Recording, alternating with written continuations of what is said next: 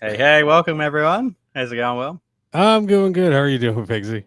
Yeah, really good. Happy Halloween, everyone, wherever you are in the world. Is it no, actually it's as close as it gets. But yeah, we got another couple I got a day and a half until Halloween. I'm gonna take my little one trick-or-treating. I'm looking forward to it. Nice. I hope you have fun. I don't really do anything for it, honestly. Do kids come around knocking on your door? See, not where I am because everyone's got a fence and a dog, so you can't really do that. What? That's the weirdest goddamn thing I've ever heard of. No one's gonna be knocking on the fence going, "Can I have some lollies?" Oh man, no.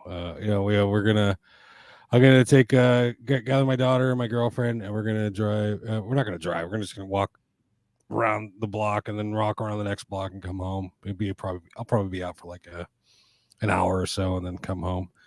And then I get to inspect her candy, and anything that doesn't catch inspection goes right in here. Oh yeah. Oh, it's all failing today. Sorry, darling. Dad text, baby. So that brings us to episode number 14. Will, we've made it this far. Yeah, it's gonna crash and burn soon, I predict.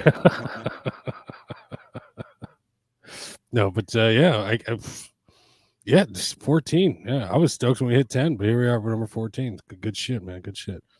We have I'm excited to talk to our guest tonight. I'll let him tell the story, but you can do the introducing. Yes, tonight on the show we have Miguel Montesino. I'm going to let him introduce himself because otherwise I'll go on and on. So, without further ado, Miguel.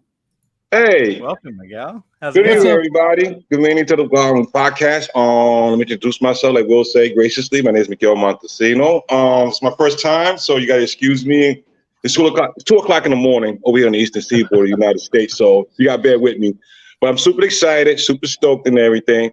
I met these fine gentlemen through Facebook, collector community, gamers and collectors. I found their, sites fascinating, awesome. They inspired me to create my own group, which is called Everything PlayStation Group, aka EPG. I just want to say what's up to everybody, EPG Nation. Your boys over here finally with the big boys. Don't forget the other one, the other group. And the other group, of course, is the PlayStation Ain't Dead, and my man Figs Collectors Group, the PS4 and the PS3 as well he got, which I look forward to all the guys' groups. Everything, you have an Everything Video Games group as well. Yeah, I got that as well. It's still work in progress and everything, so I gotta say that one basically whatever system you can think of, just post it up. We check it out. Sometimes I find some new systems that I wasn't even aware of even existed. So it helps me, for looking for stuff to collect as well. Because I was telling Figs earlier, I got over 70 different consoles, and I've been collecting since 1996. So I acquired, a nice sizable amount of consoles I've been collecting. So I figured maybe around 70 different systems. So maybe hopefully one of these days, we get a chance, we do a video, and I'll show you guys my entire collection once I do the remodeling of my house and everything. I'd love to see that. Yeah, it'll be my pleasure. Definitely be my pleasure because I enjoy your guys' collections and everything. So I would like to contribute. Let me ask you, Miguel. When you're hunting, when you go to get games, Miguel, your posts bring so much positive. Sorry. Excuse me. You go, Will. Yeah, I think there's some lagging going on here and there's some buffering. I was going to ask Miguel, where do you get the majority of your games from? eBay? Okay. That's a good question right there. Myself, well, when I usually get the games before the pandemic struck, it was mostly, brick and mortar shops. Once in a while, I go to pawn shops and everything. And just basically go to gaming stores like GameStop, or department stores and just get the games right there that's currently was popular or I find interesting. And then I started watching YouTube, and I started seeing people's posting the games or reviews, and that's when I really got into collecting. I said, oh wow, this is interesting. And then it tells the stories or the histories of certain games or controversy, and I was like, maybe this is something I should get into and start, really gaming and collecting, not just for the gaming itself, it's just for the reality for me is artwork. Like I was telling Figs earlier, my favorite is cell shading type games. Those 13. A lot of people not too crazy about it, but I'm a fan of that one right there. So Shadow of the Colossus. I like that style as well. You know, we talking about Suda 51 with the games as well. You know, it's just anything bizarre. I'm a fan of it. Like No More Heroes. Have you played Lost in the Rain? Excuse me. Have you played Lost in the Rain? It's all about. No, I have not played Lost in the Rain as of yet. That's one thing I'm definitely gonna put on my list just to check it out. It's actually a really amazing game because it uses rain, and you have to hide in the dry parts of the area, but then the monster can come into the dry. So to get away from the monster, you got to go into the rain. So it's really interesting. I haven't played a game that uses that type of feature before. That's an interesting concept. Oh, I definitely have to check that out. Definitely have to check that. Just when you mentioned shadows, I'm like, oh, Miguel, you would love Lost in the Rain. Let me ask you guys the questions. What was your inspiration to start your collections and gaming? I mean, like when you decided I'm gonna go like full, deep into it, give it 110%, like really committed to it. Oh, I started picking up games because they were cheap and I was having fun. I found I would finish a game really quickly, so I needed to buy 3 or 4 of them a week. And then that just turned into me looking for cool games on the internet to play, just stuff that looked fun to play. So I was never collecting. I was just looking for more games that I want to play. If a game looked cool, I was looking it up. So like hidden gems, Grand Theft Auto clones. I was just trying to get all these games. And then it got to a point where I suddenly had a couple of 100 games and I'm like, well, I'm enjoying having a couple of 100. What if I go get this game that I don't necessarily want to play, but it'll look good on the shelf? And one thing led to another. Facebook group got created, and the rest is history, huh? Yeah. Started with a Facebook group and graduated to YouTube and streaming. I've been thinking about that myself for a while too. Creating my own YouTube channel and everything. But it's good to watch you guys and everything, and get some good pointers. What to do. How to present yourself. Like these guys said, you need the lighting, the nice microphones, and everything. And and I'm pretty sure it's hard with the editing and all that stuff. Even though it looks like it's easy, I know it's a lot of hard work to get just one, even 30-minute hour show. So I can imagine. Yeah, it's full on, 100%. Oh yeah, definitely. How about you, Will?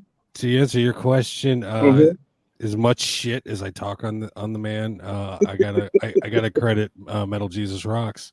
I came across a Metal Jesus Rocks video on YouTube. I'm guilty as well. Then I watched another one. And then I watched another one in the fucking rabbit hole. Jesus.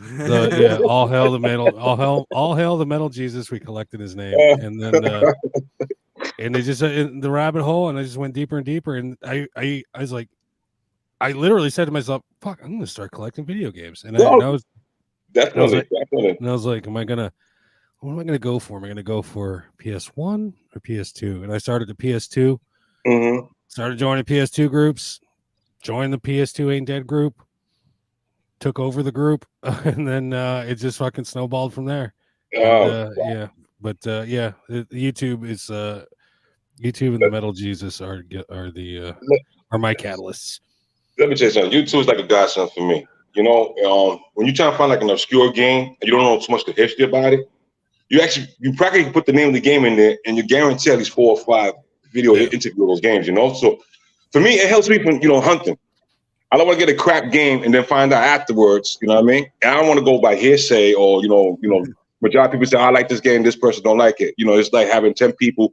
You got 9 yes men. You need 1 nay Smith to say no, this is not going to work. Because you got everybody rubber stamping everything. You're never going to get a clear, concise choice of games you really want. It's going to fancy you. So my thing is, I check them out. It could be an unpopular game, but if I like the style. And sometimes I even get a game just for the cover because I'm a big fan of cover arts. Oh yeah. To me it's like like art, like an artist. You get your portraits, you got your Monets, you got your Rembrandts. You got your Michelangelo sculptures, whatever you could think of. That's the way I see video games. You know what I mean? Honestly, let's put it like this, guys. We all collect. We all got a certain amount that in actuality we was just play every single one of these bloody games. We would be taking a dirt nap, if you know what I mean. Because some of these games, they got over 100 hours, 80 hours. Now, you got to consider your work. You got family. If you got a wife and everything, you got to spend time with them. Then you got the job because you got to pay the bills and have a roof over your head. So you got a certain amount of time that you can actually play. You know what I mean? And then if you got kids in the household, that's another story you got to worry about, if you know what I mean. So it's a certain amount of time I got. So basically, what I do is I do a review of the games and everything. I'll study up the history. And when I find it interesting, I'll go make the purchase. The majority of the collection I get, it was mostly secondhand games. You know, you've got some fucking bangers in your collection. And you got some PAL bangers too as well. Yeah. Do you have a PAL PS2? Yes, I do. Yes, I do. Where'd you Just go? on that, I was scrolling your group today, Miguel, and I come across your post 2 years ago where you discovered that PAL games play on a PS3. A North American man, forget about it, man.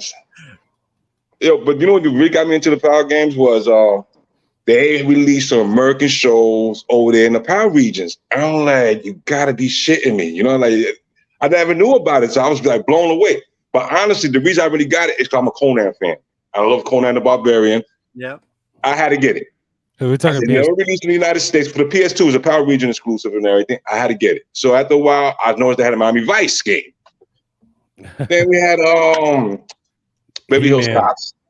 He-Man. I got that one. I got that one as well. Yeah. He-Man. The first time I heard about that damn game is when you popped it up on it blew my mind away. I was like, you gotta be crazy. But then when you play some of these games, you understand why it was not released in North America. Like, the PS2 got some of the worst games ever. They even had Knight Rider, mate. Knight Rider. I couldn't believe it. I'm like, you got Knight Rider for real? And they made two of them. So I had to get them. That's the reason why, for a collector's point of view, I had to get them. It could be atrocious, but I had to get them. There's only one game I refuse to import back over here to the United States, and that is Little Britain. No, I thought you had that fucker. No. I've been tortured. I've been manipulated. I've been harassed. I got certain members of my group whose name I will not mention, and they know who they are. Every time we'll post it and tag my name on that god-awful game. You don't want so my revenge, every time somebody would recommend a game, I always put Little Britain and say it's the best game ever on the PS2. Oh, God. Just look at the artwork. How can you say that's not art? Pure heresy. One game that blows my mind, PAL PS2 game that blows my mind is, and I believe it's in your collection, is Michigan Report from Hell. No. See, I can't compare it. You were telling me to make some games, and wow, for my man Will. I got the Italian version of it and everything. Honestly, that's the main super reason that I was happy to have that PAL version of the PS2 was because of this bloody game right here. Never was released in the United States. And mind you, look at the title, Michigan Report from Hell. In what state does Michigan Report from Hell come from? The United States. Why wasn't that released in the United States? I have the slightest bloody idea. Don't have the idea. But this is the game right here. I was going to open it, but we were like, no, don't do it. Then he said, you know what? You should make a video and just open it out of spite for everyone. See everybody's reaction and everything. Is it sealed? It's still sealed, yeah. Still got the security seal on it. Leave that thing sealed. Still got the security seal. Do the PAL? I know the PAL PS3 games have a No, they got a seal as well. The PAL PS3 games, I noticed that as well. Some of them, Australian ones don't. No, they don't got them. Just basically for European region, right? For Europe, they got the security seal. So there was a printing press in Austria, and there's also one in Australia. So the two different printing places have different strips. So especially on PS3 games, all the Australian ones look like American seals, but all the European seals are unique with the strip around them. Yeah, definitely. Does the PS2 have a security seal? PS2, I'll grab some. I'll show you. Yeah, like the Michigan Report from Hell. I got it in a plastic wrap right here. Oh shit! I thought you were. Excuse me for poor lighting, but usually with the PS2 PAL system, you see like a nice thin little film on it when it was kind of with the lighting, but right there, but it will say PS2 on the PlayStation logo. That's their security seal right there. Yeah, that's what I was like. That's what I was asking about. And it's the only game I got, and the crazy part, this is the game I got actually brand new in box, and for a good decent price too, from what I've seen. I think I spent about, I'm not gonna lie, I think about 240 USD. That's not too bad. I sold my copy for 450 Australian. Yeah, but you, if I remember, I think you had the English copy. I had but I had the Italian copy, so it was the English one. Yeah, because that's a little more expensive. I noticed it's the English version. Definitely more expensive.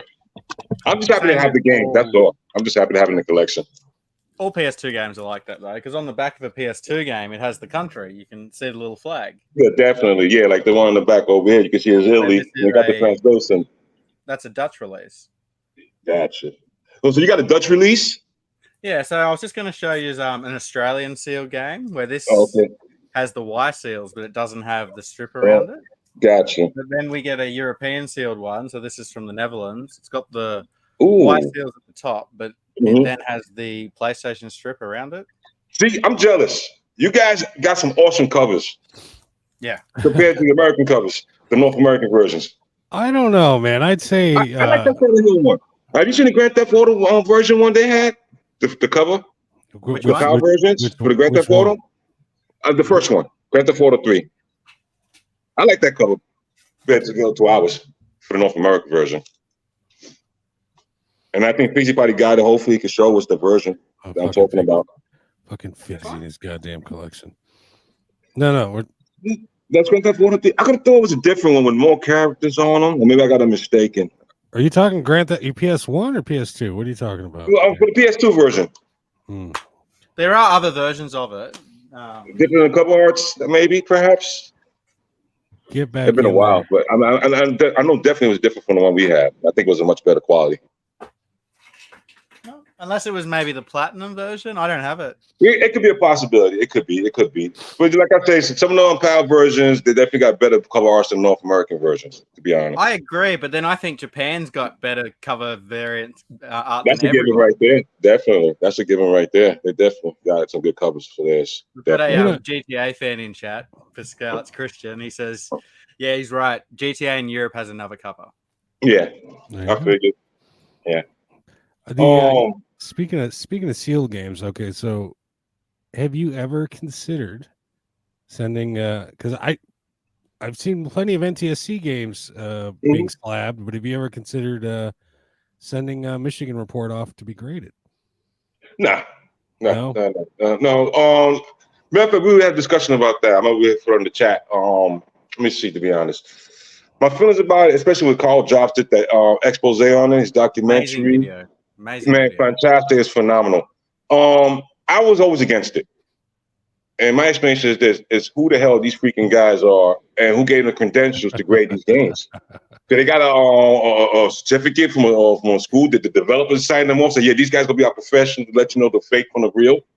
Like who's? And then you gotta pay these guys to grade your system. On top of that, seriously, it just I don't know. It just I find it to be total rubbish. It's gonna be straightforward about it. Well, you got to think. I mean, I'm not knocking anybody's into it. It's just my personal opinion. That's all it is. This is just my personal opinion. So I don't want nobody, get offended and everything. But I'm not a big fan of that WADA or the VGA. None of those stuff. I'm not a big fan of them. It takes the fun out of collecting. I'm a fan of VGA because VGA have been around for 20 years and they've never pushed grading down. Granted. But no, that's not for me. Personally, not for me. I'm not knocking nobody else and everything. And I think that kind of how can I say? When we first started collecting, I'm gonna be straight up honest with you guys. We did this for fun.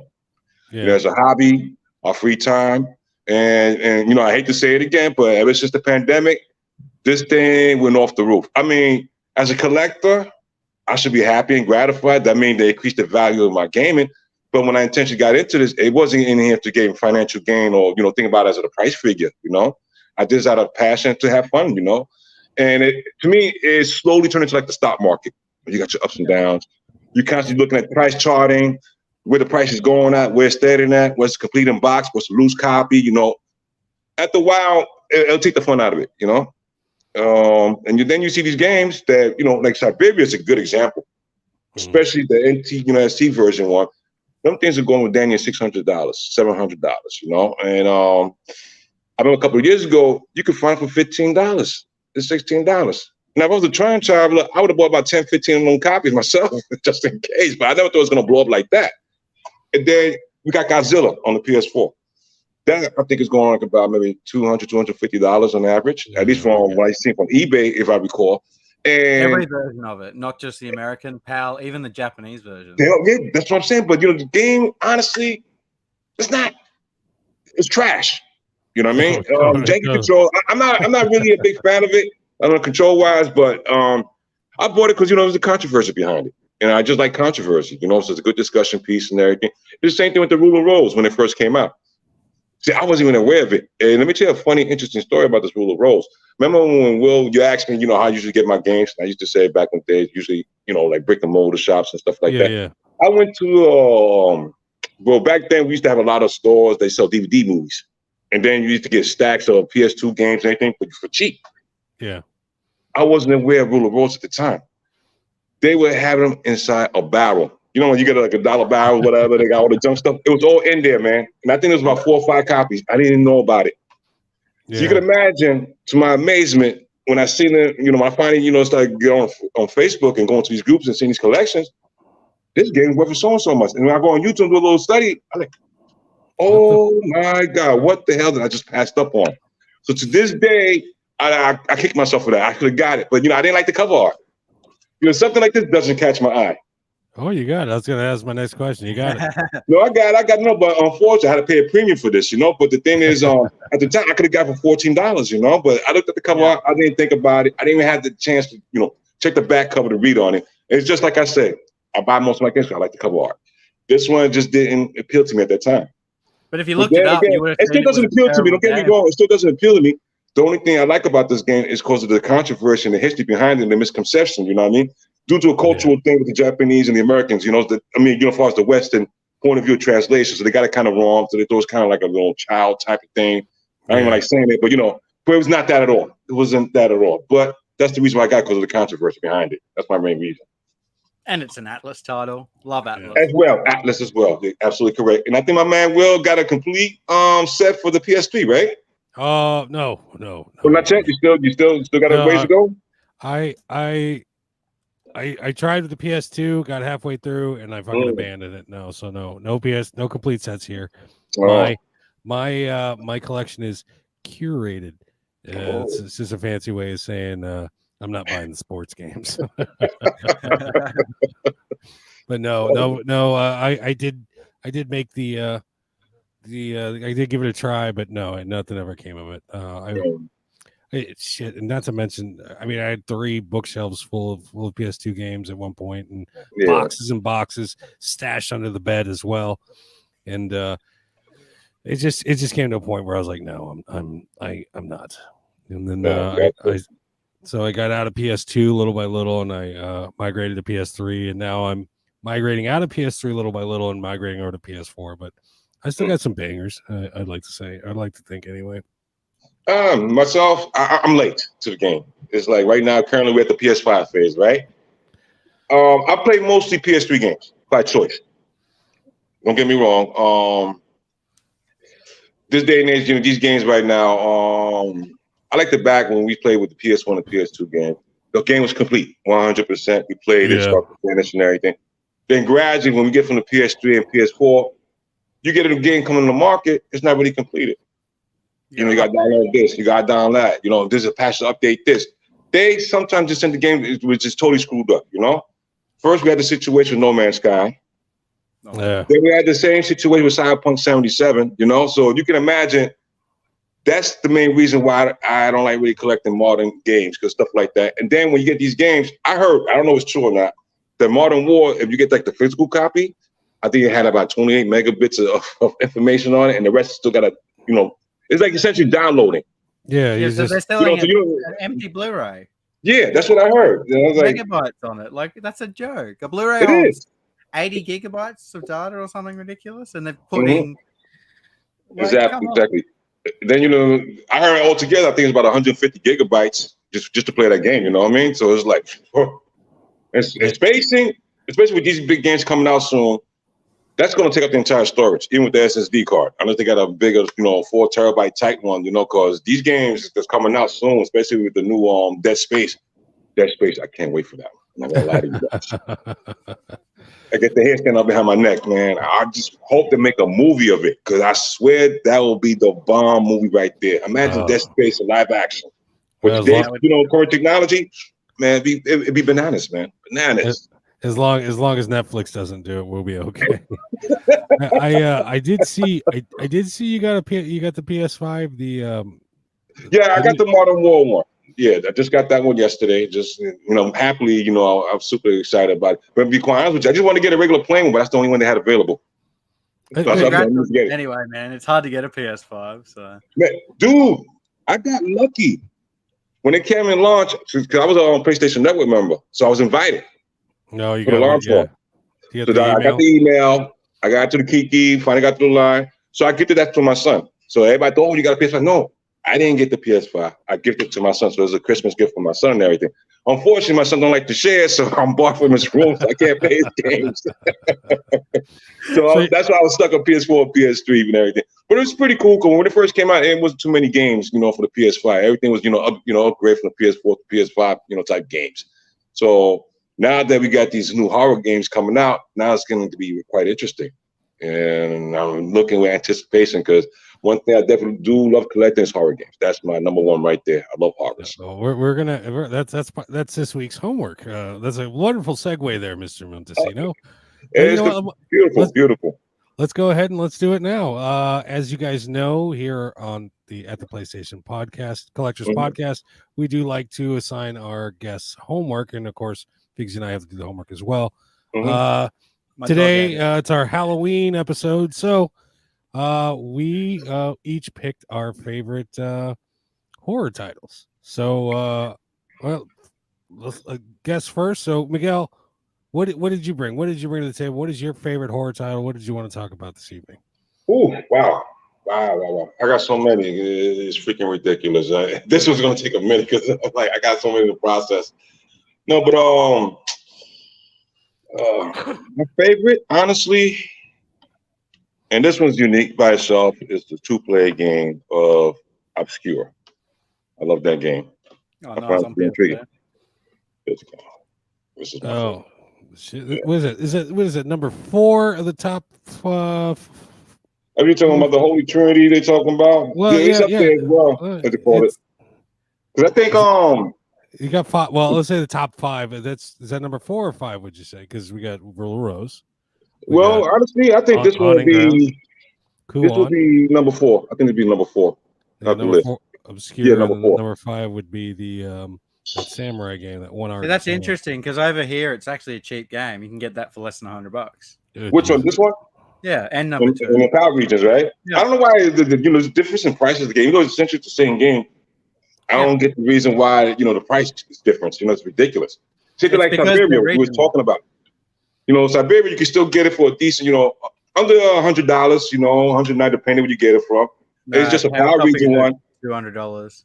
Oh, yeah. $200. Yeah. I must go jump on this one because I saw this one for $109. So you think that's a good deal then?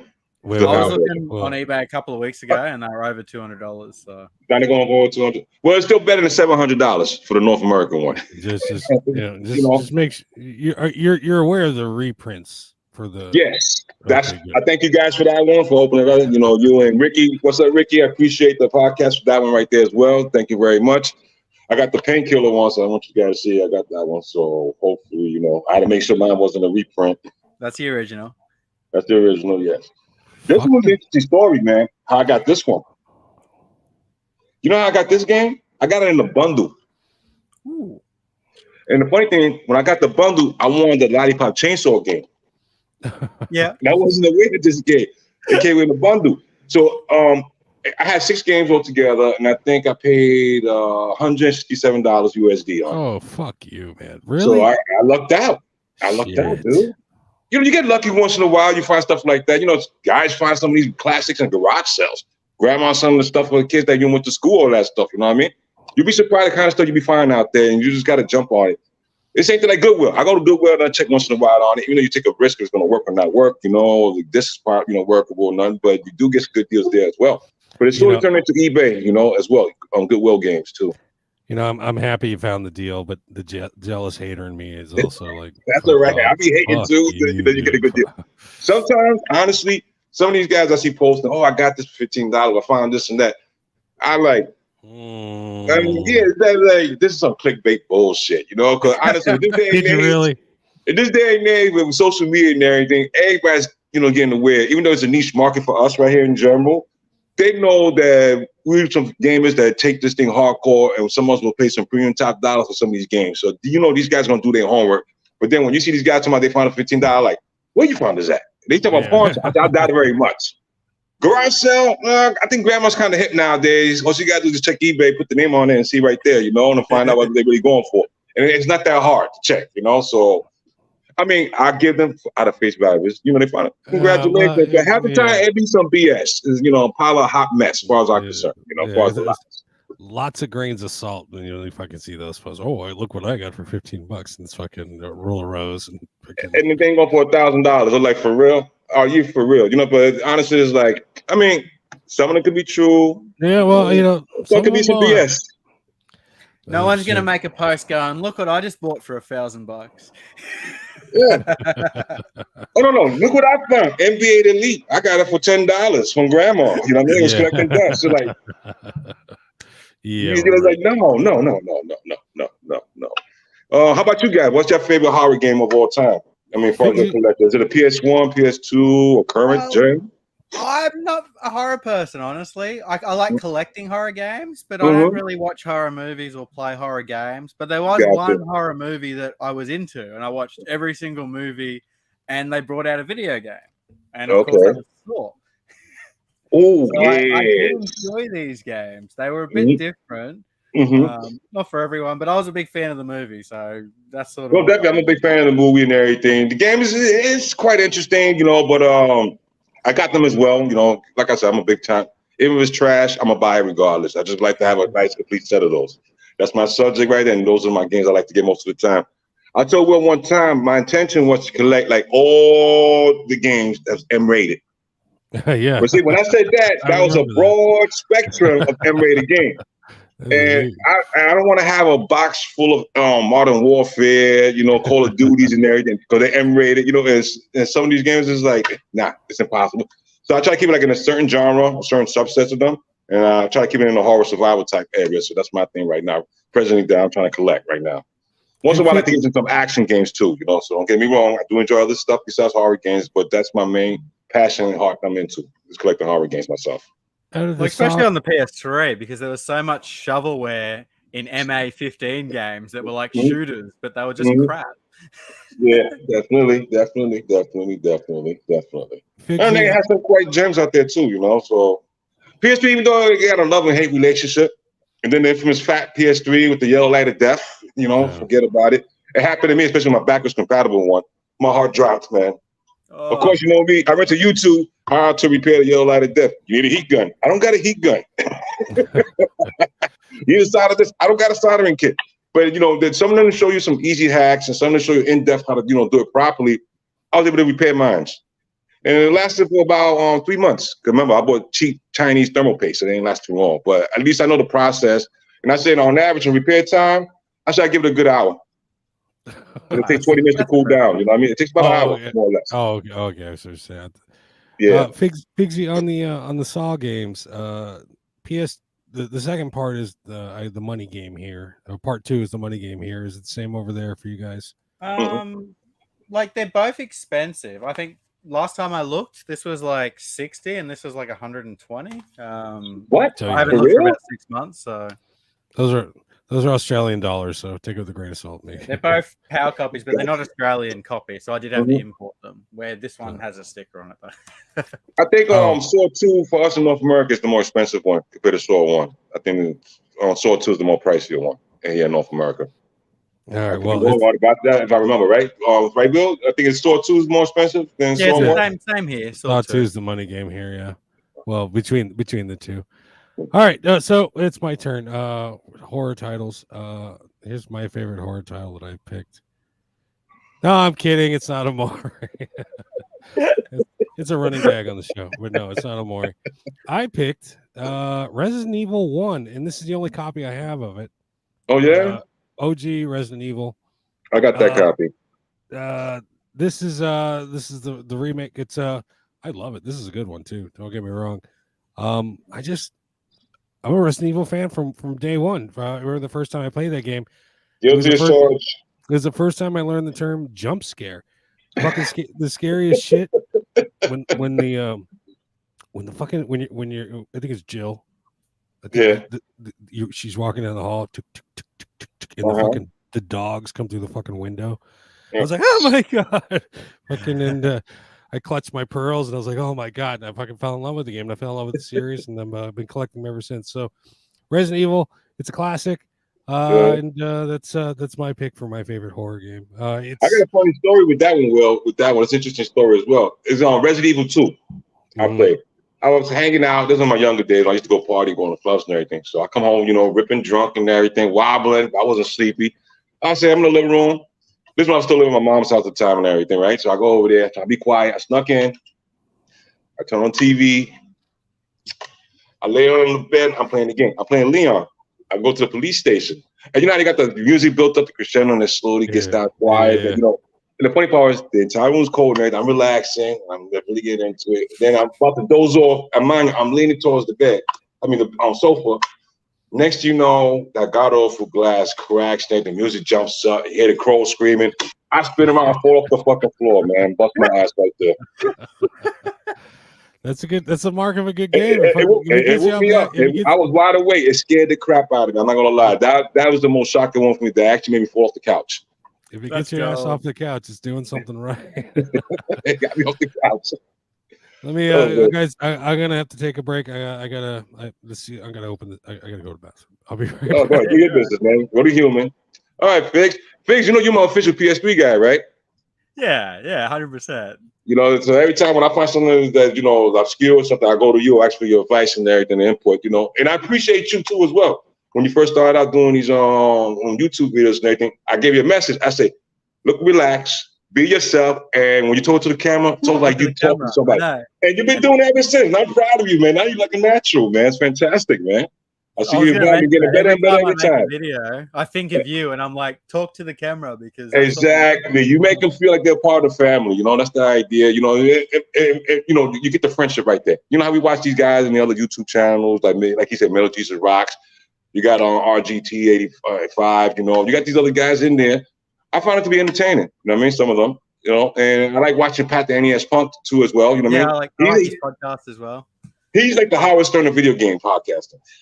For me, as far as the style now, it's a mellow style. They got the little quirks in there, the little zingers they throw in there, but it's nice and subtle and all that stuff. And I appreciate them. And plus, they're very ahead of the game. They can spot bullshit a mile away. I give them credit for that too as well. Because they call it bullshit for the Miko fiasco. If they you were remember calling that. out the water bullshit before College Job. Yeah, definitely. Yes, definitely. And I'm in agreement with them on that one as well. Definitely. Yeah. I just don't like the ads that they put at the start of the podcast. Well, I understand it's a part of the thing. They blew up, get a little money on. They think I'm pretty sure they're doing this full time now, so I'm pretty sure the ads will help them out as far as paying the bills and everything. So you can't really knock them.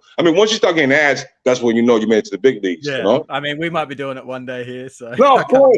Look, nobody starts off day one and got 1 million subscribers. Everybody started out from zero and they worked their way up. You know what I mean?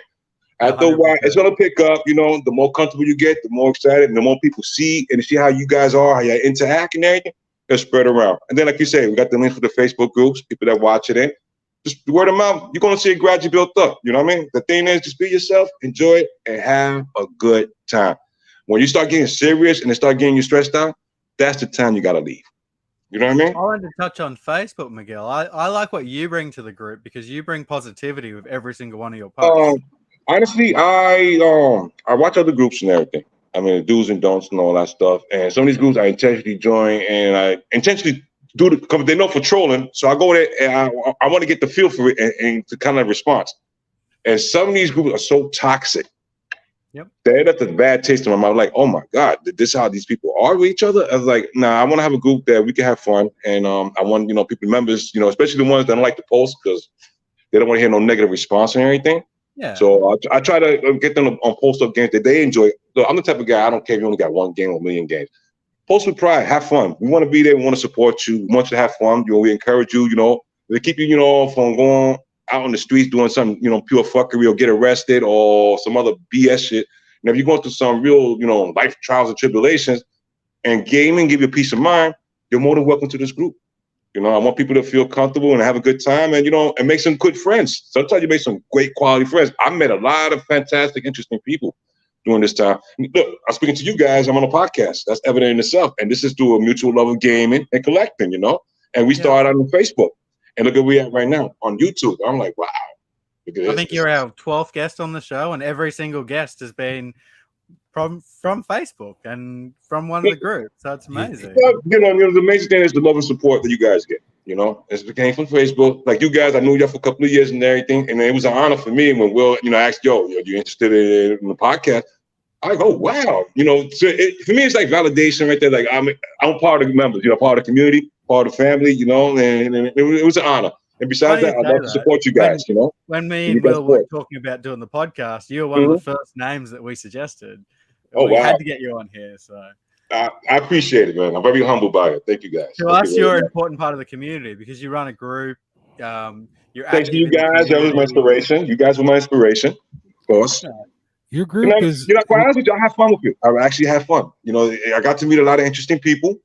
You get your ups and downs. Nobody's perfect, all that stuff. And my group, don't get me wrong, my group's not perfect by a long shot, but if anything negative happened, we try to respond within 24 hours if possible. I give my administrator right discretion. They use, good judgment, and anything negative, we try to nip it in the bud, try to work it out. And if it can't be worked out, it's simple. We block them, and we got a term in our group: block lives don't matter. That's our term right there. Blocks lives don't matter. That's a fucking that's a fucking t-shirt right there. Jesus Christ. That's actually gold because in so many contexts that works. No, but that's how it is, But I'm stealing that, dude. Hey, go ahead. It's a free country, man. I didn't invent the word, but it was an interesting one, and I liked it, and we stuck with it. That's our motto right there. But we try to, like Will said, we call them dickheads. We try to kick them out. I remember one time Will told me, "Hey, try run 38,000," and half of them be dickheads. I'm like, nah, I want to deal with the headache. Yeah, dude, so, right now it's slow, but I'm in no rush to grow. If it grows, it grows. If it doesn't, it doesn't. I'm just having fun. I'm strictly here for fun. And like I said, I'd have been happy with one member. I didn't know I was going to get over 1,300 members. To me, that's a milestone. So that means, wow, there's 1,300 people that actually likes the group. So, I'm very humbled by it. And everybody starts slow and they built them up. Some happen fast, some will take a while. But, as long as we're having fun, that's what really counts. That's my main thing. And I'm having a ball. You are the most positive motherfucker I've ever met, Miguel. Fucking hats off to you, man. Oh, thank you. I've caused my share of trouble in your group. I think I got the boot one time, and I deserved it. Let me tell you something with my group. I don't mean to cut you off. Well, I'm going to explain something in my group. I run it kind of different from the other groups. My group, believe it or not, I got a democratic system. Remember when we were talking about you don't want a group of guys to hang out your entourage? You got 9 yes men and got 1 Naismith, right? Yeah. You don't worry about rubber stamping every decision. Sometimes you can make a mistake, especially as a content creator, and you want somebody that's going to be keeping it real with you 100%. Even though you got 9 guys telling you, yeah, you're right. This guy's going to say, no, you're wrong. This is the reason why. Here's this point of view. I want to hear his side. You know what I mean? You can't have a group of people that's going to agree with everything you got to say. So my process is like when we get a new moderator or a new administrator, we go a voting system and majority rules. So there's like about 7 of us. We got to get a 4-3 vote to get any resolution passed. I like that. The same thing with the moderator is the same thing. And then if the moderator misbehave, we do the same thing. We make it by a vote decision. How are we going to get this person out? Sometimes I may want to keep that person. I was overruled. Yeah, but at least I trust my team. I trust my team to make the right decision. Even though it may go against me. I run the group. Right, technically it's my group, but I don't run it that way. I run it as a democratic system. We all vote. It could be for me or it could be against me, to be honest with you. And they would really respect you for that too, because you're not overruling Absolutely, them. Absolutely. And I want my teammates to be more involved, and they help me out. Sometimes I be so busy, with work, and I don't have time to be on the Facebook to catch up on all that stuff. My teammate helped me out, and I appreciate them for that. And to be quite honest, we all should be grateful. We got friends that help us out, run our groups respectively and everything, and they do it at their own free time. And the reason they do it on their free time because they enjoy it and have a ball with it. And for some, it's therapeutic and it's a stress release. For me, it's stress release. If I got a bad issue at the job, I go to Facebook and go right here and get a couple of laughs at you guys. Watch our videos. Then let me tell you something. Those fake posting with those covers, man. I love them, man. Just let you know, I love them. I love it. Crack me up. Thank you. I had a question, Miguel, from the chat. What's your group called? Which group you talking about in particular? Both of them. The main one. The first group. Well, my first group is Everything PlayStation Group, aka EPG. And the other one is you guys excuse me, guys. I was drinking. This is kind of hard to remember, and I was smoking, so I'm a little tipsy, all that stuff. But I know the other one is everything video game collectors, something like that. I don't remember because I was trying to open up so many of them and just forget about it. I got another one. I got another everything evercade group as well, and I got another group, gamers over 50. When everybody over 50 is like level 50, when you had a certain age and everything, you got different age groups. Because remember, a lot of guys say, "Oh, aren't you too old to be gaming?" And I look at that and say, "Look, remember this, guys. It wasn't for us, especially doing '83 with the Atari market crash and everything. Video game shit was going down. We're the only few people that kept, on it. We jumped on the Nintendo NES, we spread it around, and from there it blew back and was a resurgence. You know what I mean? But we're the ones that kept it there. If it wasn't for us, there wouldn't be no video game system right now. They would have shut it off. There would have still been arcades out there if you really think about it. You're 100% correct. True. You know what I mean? 100% correct. So when y'all say about OGs, I mean old gamers, not old gangsters, old gamers. Remember, we're the ones been around, and I've been around since they had tubes on TV, so you know I've been around. And I know we'll understand where I'm coming from. Oh yeah, I got the I had the. I may age myself here, but I had the Switch with the 2 on the Atari 2600 with the 2 to the 3. I know it's trying to the sliding to the 2 to the 3.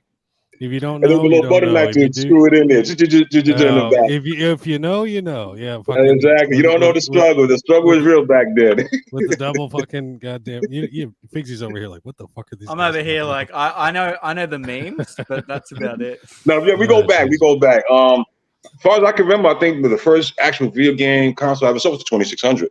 Yeah, me too. That was my so I cut my teeth. On a color TV back then, remember, these came out in the 70s. See, I was a little tight at that time, kindergarten age and everything. And the first game I ever saw on it was Pac-Man, if I remember. Pac-Man. I was memorized. Even though it was, it wasn't like the arcade, but the concept was to have it at home, your own personal Pac-Man game right there. It was, if you was lucky, you was blown away, And unfortunately, I had a friend that had a game, so I was able to go upstairs and play with them and watch it. But my first time being, influenced by video gaming and everything, and I've been stuck ever since then. Miguel, I mean, I don't mean to cut you off, Will, but this is an interesting question. What was the very first console your parents ever got you? If you recall, outside of you buying yourself one, what was your very first console? It was a 2600. It was a 2600 for yourself? Yeah, the Atari 2600. You close your eyes and listen. Blue, blue, blue, blue. That's what fucking Pac-Man sounded like. Yeah. Not like the arcade. Not like the arcade. It was ugly as fuck, but damn, it was fun. It was good times. My dad. My very first one was the ColecoVision. My old man bought that. God rest in peace. My old man bought that for me, and me and my brother had to share it, right? Yeah. And it came with Donkey Kong. Remember, this is a Nintendo, game on the ColecoVision stuff back in the day. Because Nintendo was just making games. They didn't even got into the software, built-in consoles at the time and everything. And I had Zags on, and my brother had Popeye. Those are the best gaming moments I ever had in my entire life. Me and my brother, so many memories, so many hours playing on that. It was fascinating. But one thing definitely, joysticks, they created a fucking carpal syndrome on that thumb. After a while, that thing hurts, man. But it was a beautiful memory on that one myself. That was my very first video game system I ever had with ColecoVision. And that always had to hold it dear to my heart. The ColecoVision joysticks were trash, but they did Mine was look a bit newer. Mine was the PS1. Get the fuck out of here. Hold on.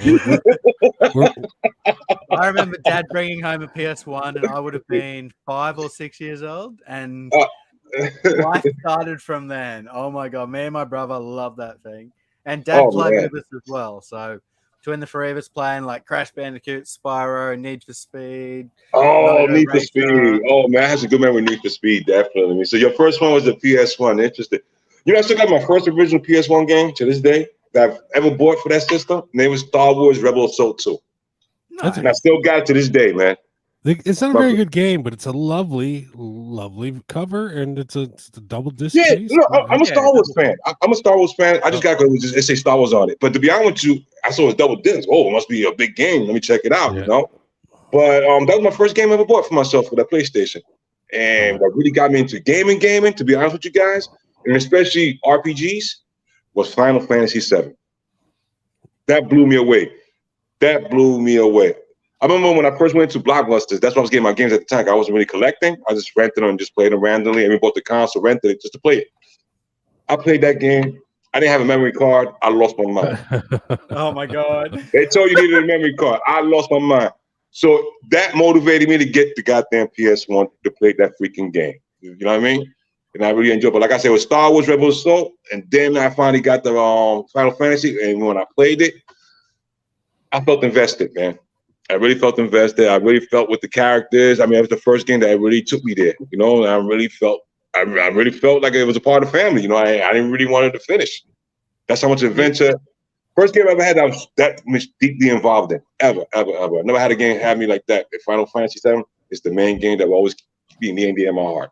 I love that Miguel, game. you've got me thinking about a game, and it's an RPG as well. So I'm thinking maybe RPGs have this effect, because that game for me was Dark Cloud on PS2. Oh. It was the first game that I didn't just play. I felt like I was a part of this adventure.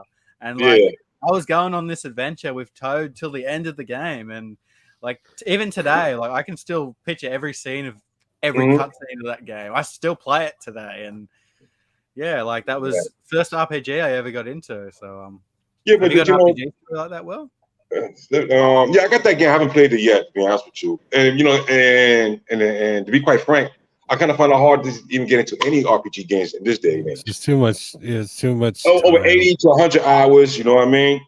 And especially with work and other activities, so that gaming time, it cuts in. You know the worst part is when you want a game, you waste at least a bloody hour trying to figure out which game you want to play. That's how many games you got is like this. And modern games, you got to then download it and wait for it to update, and then by the time it's ready to play, I'm going to bed. Guys, you might want I'll be right back. Guys, I got to check on the dog. Yeah, you have to go. My biggest issue with RPGs is I play it, and then I set it aside, and 3 days go by, and then I come back to it. I don't fucking remember the goddamn thing. I don't remember how to play the damn game. I don't remember the buttons do. I don't remember where the fuck I was in the story, where the heck to fucking go. Oh man, I do get that. I like to when I'm playing an RPG, I like to just sit at that one game for weeks or months. I hate you got going back to it. You got it, because if you don't, well, for me anyway, if I don't fucking laser focus on this one game, I'm fucking I'm lost. Fucking 2 days later, I got the fucking memory of a goldfish. While Miggy's gone, let's go to the chat. Let's talk to these dickheads. See how they're doing. Oh, he's back. Okay. AJ's got a question. Check it out. See what they got to say. AJ's asking, is disc rot something you encounter? I've seen it a lot recently on PS4 games. Then again, it's very humid here. So I live somewhere where it's very humid as well. And I notice if I pick up some games that have been like clearly left in the sun, PS3 games, for example, where like the spine plastics actually melted away and the plastic's not even on. Some of those games will have disc rot. But I rarely find disc rot on games that have been looked after unless you're going back to like PS1 or things like that. But then it all comes down to how it was stored. I here in Arizona, it's a very, very dry climate. And no, I have not encountered disc rot. I've read about it. I've seen Facebook posts about it. And I've even researched it on the internet. And no, thank goodness, no disc rot here. But then again, I do have a couple PS1 games, a lot of PS2 games still, but no disc rot. Thank God. No, I don't mean to interrupt, gentlemen. I don't mean to interrupt. This question is as far as the disc rot. I've been hearing that myself lately, but as far as like with myself, I'm in the Northeast region, so our climate is different, hot to cold extremes. And to be quite honest with you, I haven't heard nobody, at least that I know of disc rot in this region that I'm aware of. And I'm trying to figure out, is it region wise? Is it like a tropical area that maybe is going through this rot, you know? No, it's idea?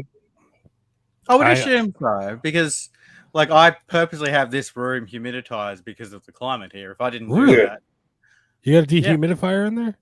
Oh no, I've just always got the aircon on. I used to leave a dehumidifier in here, but now I'm always in the room. It's always because I mean, don't get me wrong, Fix, but Australia, that's a big country. It's almost the same size as the United States, and I think it's pretty flat, and they got like a huge landmass of desert area as well, you know. So I'm pretty sure it's dry out there. I mean, you got forests and everything, but I know where things coming from. Is it more dry in your area where you're living at, or is it more temperate? I'm on the coast, but I'm up north, so like I'm 5 hours away from the top of the country, so it's pretty high. It's already It's October here, and it's already like feels like it's summer. Oh wow! You got to keep in mind, for those of us up north of the equator, Figsy's winter is opposite of ours. So while we're going through winter, summer, you guys are going he's going into summer.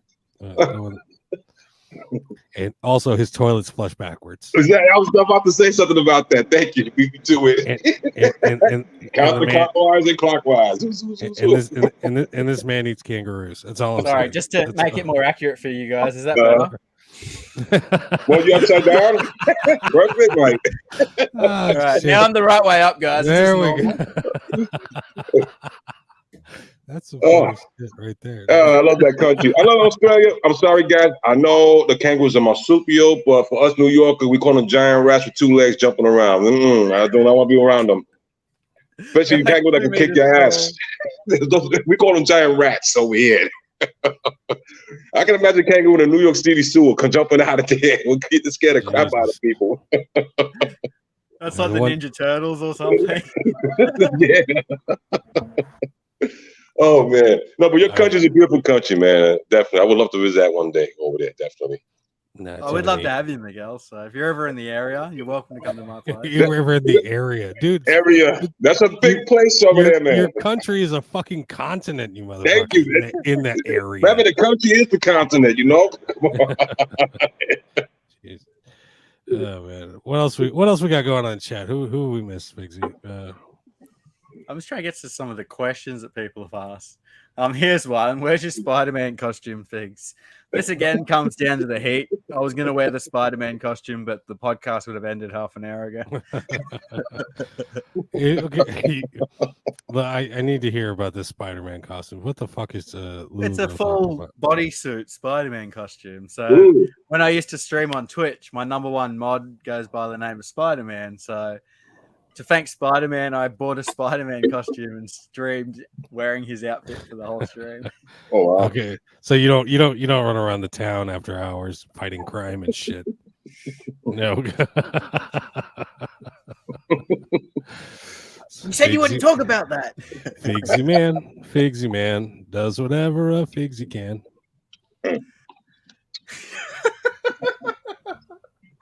Dude, I will write that. I will write and draw that comic book of Figsy Man. Let's go.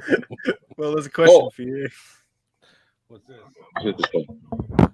Who wants to bet on how long till Will takes a piss? I'm gonna go 20 minutes right now. Fuck you, man. Andy, hold on. What's the timestamp on that? Do we have a timestamp? Yeah, that was 28 minutes ago. I think he won. No, actually, I went 39 minutes and 17 seconds. I watched the clock. So yeah. No, you're wrong. I enjoy drinking. I enjoy a drink. I enjoy drinking as well. I don't drink myself, but I can see the appeal in it. Ellis family was saying, did you guys see Silent Hills on PS5? Oh, yeah, we did. Jeez, I can't forget about it. I don't how many people were rooting for a new one versus a remake? From what I understand, they lost the original code. Konami, they lost the original code when they're because they're dickheads and all they care about is slot machines nowadays. But now they're fucking found they got themselves a little money honeypot, so they're gonna fucking chase it. I don't know. I honestly, the hype, the Silent Hill hype, fucking that's just too. It's been going over the past past week, I should say. It's turned me off to the whole thing. Yes, I have heard of the Silent Hill, and to be honest with you, I've never played a Silent Hill game, so I'm just talking over here talking shit. No, I actually have. I'm the one who's like, I don't like horror games. I've played number 3. Number 3. Oh, you're doing yourself a disservice, man. You gotta play them. You gotta play them. Trust me. You gotta play them. I recommend it. Especially Silent Hill 2. I definitely recommend that game. Yeah, what was the one that was like you started in a car at like a lake? Was that 2 or 3? That's 2. That's 2. Even I know that's 2 because some. Okay, that was the one I played. Yeah, I all I know is fucking the shit's foggy, and that's about it. Call me a fucking I'm a pleb, I guess. I've never played it, but no. Yeah, maybe. Yeah, you know what? I'm gonna play the new one when it comes out. Hopefully, I'll have a PS5 by then. I got a question for things. I didn't have to cut you off, Will, but like talking about Froggy, since I got a sealed copy of the Michigan Report from Hell, have you played the game or you got them sealed as well? I watched a YouTube video of it and went, "Nah, it's not for me." Oh, no, I don't know. The person that actually played the game, because I don't open the sealed one. I want to keep it sealed. So I want to see somebody that actually played it. What's the input? Was it like a Silent Hill type thing as well? Was it a Froggy thing with the cameras and all that stuff? Similar to like Deadly Premonition. Oh, Deadly Premonition. What? Years ago that I watched that video. So Deadly Premonition, that was the game that's so bad it's good, right? I enjoyed Deadly Premonition. Yes.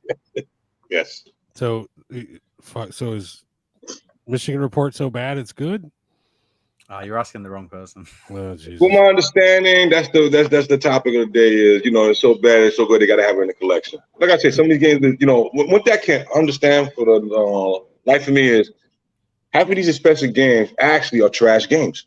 Dude, most of them. It's upsetting. It's crazy, and the prices for these things is outrageous. It's like, what the fuck? I mean, excuse my French, but that's what you got to say. What the fuck? What's going on? This game is trash, and people want $1,000 for this trash ass game, and yet you got individuals out there that's willing to spend the money to get it. But I think that's part of the reason why it's an expensive game, because it's trash, so it didn't sell back in the day. So there's less copies out there. A low print run makes it a rare game. Mm-hmm. Yeah. There are very few games whose price reflects the quality of the game, because if it's a fucking good game, that shit's selling. That shit's selling. I mean, and so there's a million of them out there. If it's what game does reflect the price? Something like Castlevania Symphony of the Night on PS1. Oh wow, yeah. Forget about it. That definitely went up there. It went up there in price. How about Trombone? Trombone is expensive as well. Yeah, Trombone. I've never played it. The closest I've come. It's part of the Mega Man series. Yeah. I think that one currently is going to about maybe $400 or $500 USD. I think for a used copy, if I remember. Matter of fact, a lot of these PS1 games are going up in price as well. If people's keeping tabs of it in some of these games. And then the crazy thing is, the large majority of these games that got really expensive, that's horror games. Have you guys noticed that? Oh well, yeah, of course. No, I haven't. That's interesting. Yeah, no, the majority, I said a good 60 to 70% of these games are expensive right now, especially on the PlayStation, are mostly related to horror games. Yeah, outside of that, you know what I mean? Or if it's not a horror game, it's some strange wig type of game, like Suda 51 type games, Because like him especially, he don't have like a large production run, so their games gonna become more of a premium. And then it's like a small cult following for his games and everything. So you got them followers that definitely are hardcore fans of his games and will pay top dollars to get those, And like I said, this market we're in right now, especially us with collecting, it's a niche market. It's not like we got millions of people all over doing the same thing we do. It's a small market, so there's a certain amount of people that's willing to pay those certain amount of prices. That's why I was telling you earlier previously about this water and this VGA grading system. Yeah, well, it gets out of hand. But like I said, who you're grading this and who this market for? Like I said, our group, us in particular, especially with the new generation of guys is, getting into gaming, they're getting most susceptible to the idea of getting downloaded games only, digital only, you know what I mean? And I guess we're like the smaller group as the years go by that, a pro physical copy only that we like to collect. And my main concern about that, how it's going to happen with us. Once we get to that point where when video gaming actually is just straight up just digital downloads, there's no more physical copies. It's right around the corner. No, it is unfortunately. But when at the same token, when it does happen, how our collection is going to be? It's going to exponentially increase because it's going to be rare and rare, like compared like 20 years from now, or is it going to decrease, or is it a possibility? As far as the durability of these discs, how long will they last and function? Do we got like a 50-year lifespan on them? Is it 100 years? Who knows? It's like there's a lot of interesting questions that we got to ask. And the most fundamental thing that I find interesting is like considering what we were talking when we first played with our video games and everything, and Will gracious enough to mention the 2600. That system is over damn near 50 years old, and still got carts that still operate and works. Same thing. And think about it right now. We got PS2 games that we're currently collecting right now. This system's over 20 years old. See, back in the day, we didn't have social media, so the concept of time is different. For us, like, I'm a child from the 70s. I was born in the 1970s, all that stuff. So when I think about the 1960s, this is like a whole lifetime. And then when they say, 1940, 1950, that's like a different time period for me, Now with social media and everything, it's like time has progressively gone faster and faster. So, right now, when you say 10 years ago right now is like yesterday. That's how fast it went. 10 years ago, it was 2019. Really? The time be flying is like, wow. And then look at the PS4. Look how many years I already got on it. Look at the PS3. PS3, you got like another 4 or 5 years, it's going to be 20 years old. You know what I mean? But it's still functional, it's still working. The PS1 is still functional, still working. That's another thing that I got a pet peeve with these guys. They got the technology. I don't want to hear about it. This emulation is too hard, or the clicky stick is too hard to make. All them BS crap. Why didn't they do the right thing and made a PS5 that was backwards compatible from PS1 to current generation? Well, they can't. Money, because they're greedy. Greedy bastards they are. You're right about that. But take on. But see, that's the problem. They got these head honchos running these systems and marketing and everything. See, if I was the CEO of this company, that I would one up on Xbox with their Game Pass and all that stuff. They can still play backward compatibility and everything. They can still play their physical copies. If I was the CEO of Sony, I would have told them, no, let's make this machine where everybody gets to enjoy it. And this is the only way to get the younger generations to really appreciate the older games that preceded it and what made it, PlayStation powerhouse it is today. And you're going to make your money. You're going to make your money regardless. Because it's going to generate interest on your old games as well. It's going to increase the prices. The CEO is going to see this stuff. They say, look, oh, wow, look what's happening. It's going to make a renaissance. That's the way I see it. But that's my personal opinion. But unfortunately, it's a dying opinion because, like we'll say, it's around the corner. Unfortunately, guys, with bitter and heavy heart in my heart, we're going to go straight digital. There's no if and about it. It's just eventually going to happen. We're just going to have to face it, I've got an unpopular take on that, Miguel. I actually think with the PS5, we're already in that era. And physical games are only being brought out because they can still milk collectors out of money. Perfect example, the new Call of Duty. Yeah. Without the internet, that's useless. Absolutely. I agree with you. Yes. I agree with you. May as well be a code in a box. The reason they put a disc in there was so people didn't complain that it didn't have a disc, right? Gotcha. There's no difference to a download. But you still got to get download all the information once you get on the system. And like you said, you need an internet connection to get the rest of the information to get down on the system. It's like the last time. Remember when I had the Lord of the Rings one that I showed you, Will, that I posted on your group? It was a PlayStation game, but when you open it, it was a cardboard copy. You got to get the digital download. I got the digital download, but like you said, the servers are closed, so basically it's useless. And like I said, it's not a game; it's just a download. Yeah, you know what I mean. And the thing is,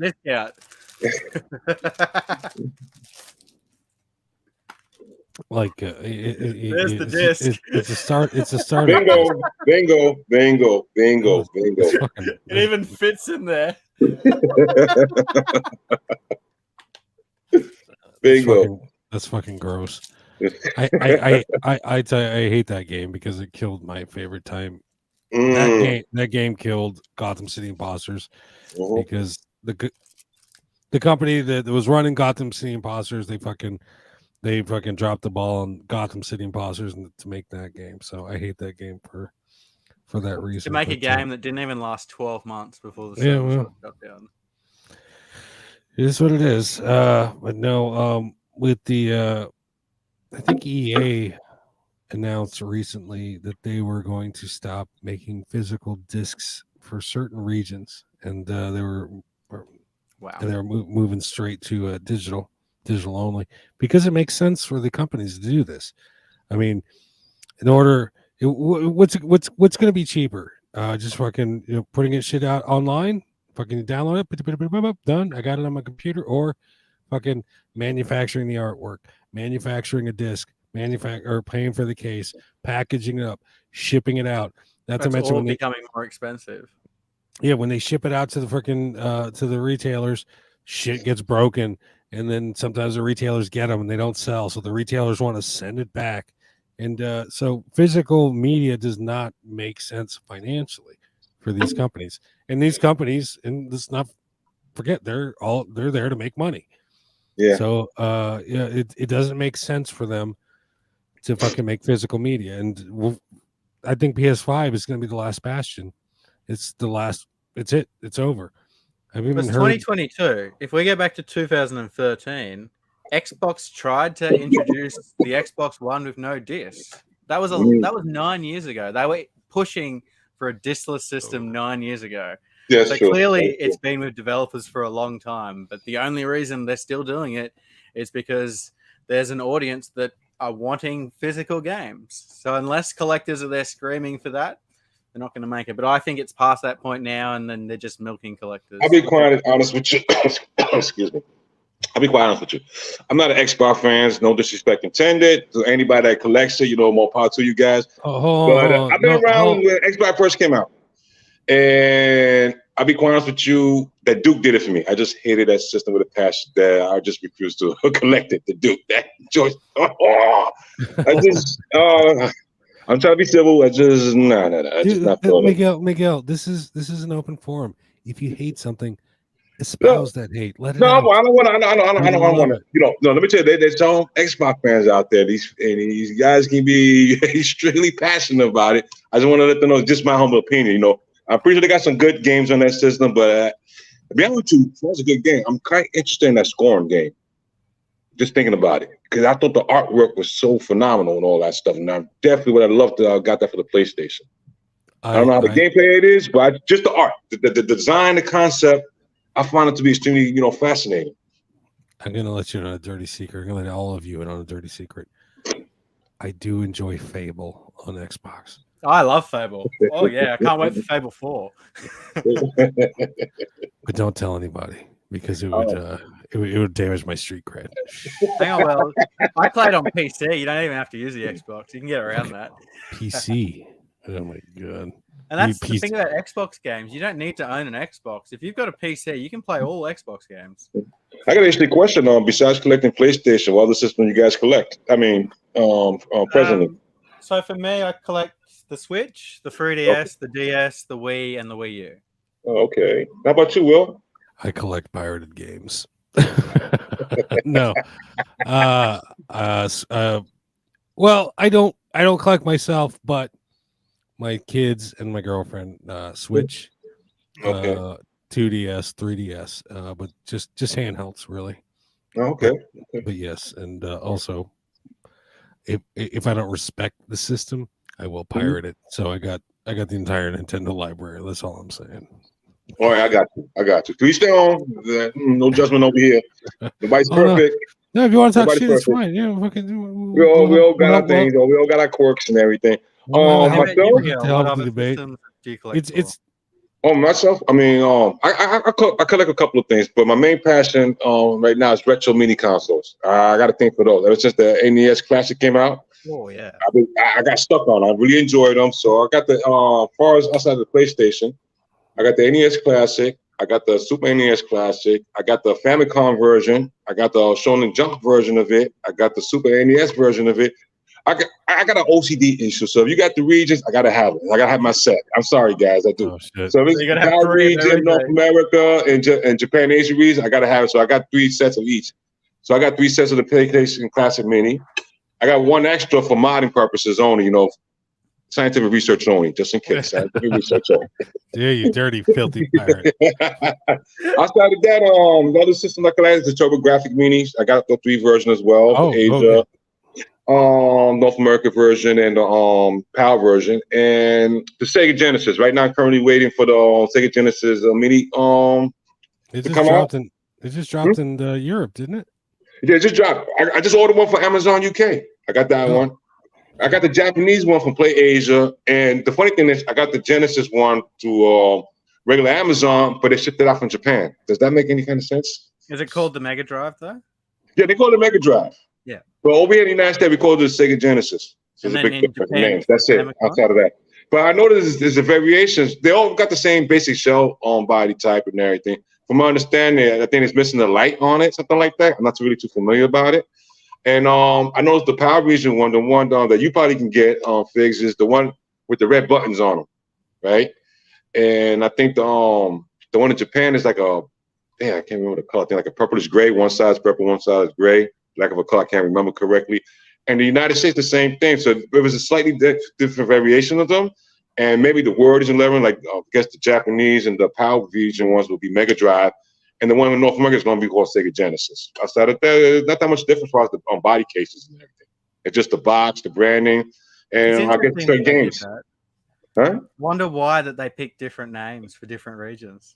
Would it come down to I think for the Genesis one, I don't mean to cut you off, Figs. I think maybe it's a copyright infringement, something like that. So they had to change the name. That's the reason why. From my understanding, if I remember. I think I watched it on a YouTube channel. They explained that situation, exactly what you was inquiring about. But I think it was something about a copyright thing.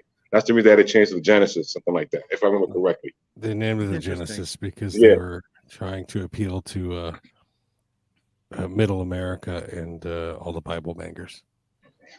Is Genesis an American?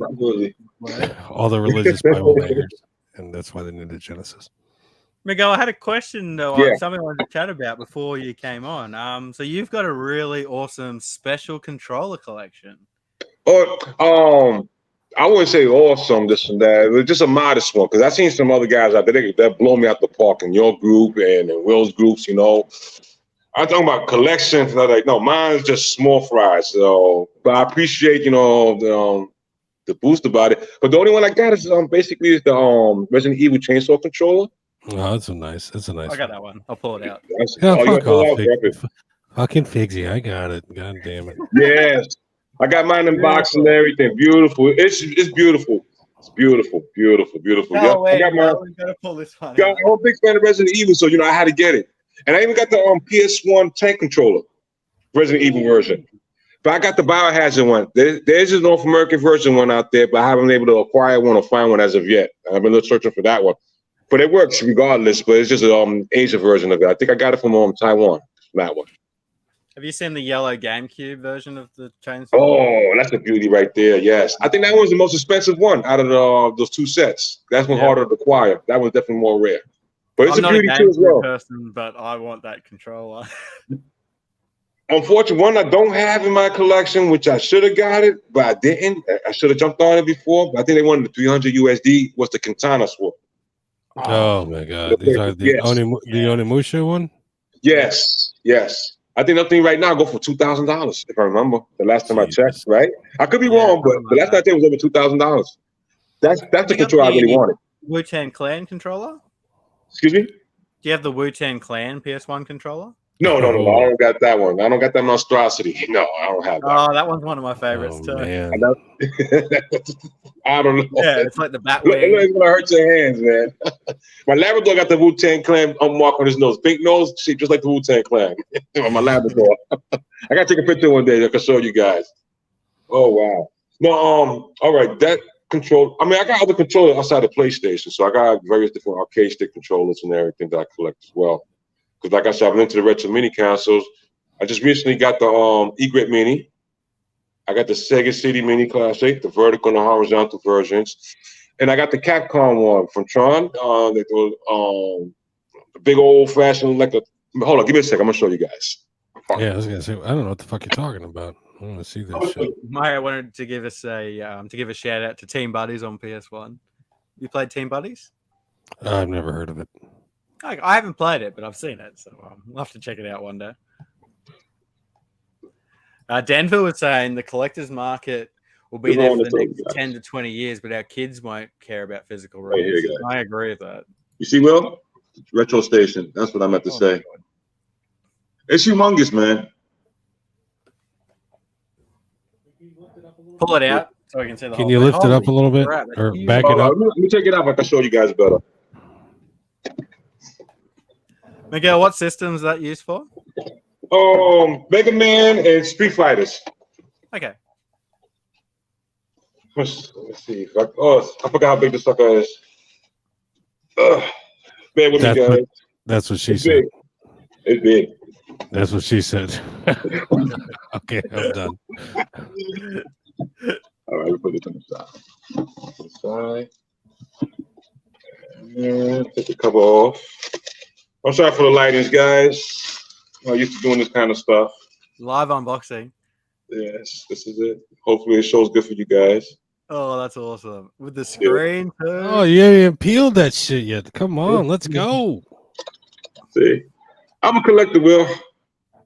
I play it in test. I make sure it works and everything. It swivels up and down too, guys, just in case y'all want to know. Everything. The company that makes this just recently lost the intellectual property licensing since October.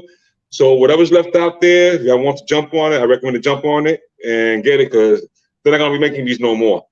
And from my understanding, Will, yes, they got some modders out there that can put more games outside of just the 10 games that came inside of this one, just in case. Okay. Yeah, any retro console, mini console system that comes out now, there's a fucking modding community within 10 minutes of it dropping. Oh yeah, definitely. Well, yeah, the thing's lovely. Thank you. Hey, Miguel, do you because from the conversation, Steve, I'm getting the idea that you're about my age. Do you have any Pandora's boxes or keys? Oh no. I've been interested in them. Unfortunately, those suckers is just the size. It's gonna take up too much space, and I gotta limit them out of spacing. Oh, dude, because half my collection I got it in storage right now, so I do a remodel before I hook it up. So, like I said, right now is at a premium for our spacing. So I've been interested about it, but not right now for me. So I don't got those in my collection as of yet. I'm saying yet too, because I might change my mind. But the closest thing I got is the Neo Jig Geo Arcade Stick Pro. Oh, that thing's lovely, dude. Yeah, that definitely got in my collection. That was kind of big myself. If you're into old arcades, not just you, anybody listening, if you're into old arcade games, grab yourself a Pandora's box. They're all over Alibaba. Mm-hmm. And they're for what you get, they're relatively cheap, and every day they come out with a new model with more games, and they just get better and better every year. But Pandora's box. You know what real cool? If they had made a PlayStation 2 Mini, I'd have been a big fan of that right there. I would have loved to get that. Oh man, I would have loved to get that, and the Dreamcast Mini as well. I would have loved to get that too. You've seen my fake PS2 Mini post. I saw that one. I remember. I'll be right back, guys. I remember that one. I remember. We might see one in the future. A GameCube Mini would be pretty cool too, because the GameCube had a lot of amazing titles. Well, Ian, the thing is, these games can still be sold or are still being sold on their. Well, I don't know about GameCube, but PS2 games are still being sold on the PSN store. Yeah, but not many of them. Like, they could be smart about it and go back and just release games that you can't get anymore. And, you only have to bring 20 out in the system, so they definitely could do it. What is the but how does the licensing work on that? That's a whole other thing, licensing. And I mean, that's the reason why we'll never see a Def Jam game again, because of all these fucking greedy rappers and licensing and whatnot. It's a fucking nightmare. I mean, I'm glad I got that game. I didn't realize it was gonna blow up like that. Like, wow. That game is very sought after the Def Jam game. No, I'm saying the Def Jam game, to make that game today would be a licensing nightmare. So maybe that's the what's holding them back from making a PS2 Mini or a GameCube Mini. Like, I don't know. I'm just spitballing here. Yeah. I mean, they don't have to. Technically, it's the same thing when we had the PlayStation Classic. I mean, when it first came out, everybody said it was trash and everything, until the modding community came in and fixed it up. Once they fixed it up, that's the best mini console right now. If you think about it, as far as PlayStation games playing it, the emulations on it. Fantastic titles on it. Yeah. But, they mixed some PAL games and everything with some North American games, so the speed was kind of different. So that threw off a lot of people. The second boo-boo for them was nice concept, idea and everything. But it was a rush job and everything. They really took into consideration which games to really install. And if it's going to do that, they should have kept the region, Pacific for those games for particular people. And we should have got the PS with analog sticks. I thought that would have been a game changer right there as well. Yeah. Well, they did come out during the PS1 era, so PlayStation dropped the ball with fucking making it all PAL. I mean, redeeming quality would be, okay, let's make a conciliatory PlayStation 2 Mini. You know what I mean? Some people are going to be happy, and some people not going to be happy. Oh, you ain't got this game. Look. Yeah. It's okay. If history be told, somebody's going to figure a way how to emulate it. We're going to get the game eventually. So just go get your pain in a bunch and just be patient. That's it. You guarantee somebody's going to mod it. And like you said earlier, Will, as soon as the system come out, within a couple of days, and even a couple of hours, oh, we just hacked it. Here's a new jailbreak. Boom, you got more games. You know what I mean? So Don't stress about it. It'll be there eventually, guys. You'll be able to play Pokemon games on your PS2 Mini soon. Don't worry. But that was definitely, it was self for sheer nostalgia, if you think about it, especially the true fans for PlayStation 2, because that game, you got to think about it, 155 million units sold worldwide. Nobody had caught up to that record yet, you know? And the main majority of the reason why it sold that many is because that was the cheapest to play DVD movies. You know what I mean? Yeah. But then they found out, wow, besides watching movies, there's some good quality games to play out here. And boom, that's how we started beginning with this collection. Let's just touch on that. Sony didn't just do that once. When Sony brought out the PS1, it was one of the cheapest CD players on the market. Absolutely when they brought out the PS3, it was the cheapest Blu-ray player on the market. Correct. So Sony is certainly thinking ahead. Like, well, you got to remember, Sony first and foremost is a fucking audio-visual company. I mean, that is absolutely correct. That's correct. Video games for them was an afterthought. It was a fucking video games for them was a, oh really, Nintendo? Fuck you. Let me show you what's up. And that's how they fucking got in the video game market. And, I love it with the PS2. Most people that bought a PS2 bought it because they wanted a DVD player. And they bought one or two games. That's true. I remember the first time I put my first movie on the PS2. It was Conan the Barbarian. I was impressed. It was DVD technology. TV to right now, it's like at that time when it first came out, it might as well have been HD TV. Cause like it was coming out the screen, the sharpness, the detail. I'm like, wow! Especially the start of the scene when they're pouring the mold, his father, the blacksmith, and making a sword, and you see the lava dip into it. You know that full molten metal, all that stuff. The way it came on the TV, it was like HD TV. It was crystal clear, sharp. You could really see it. Now when you look at it, it's like, you know, it looks plain, but back then it was top of the line thing. It was like fascinating, man.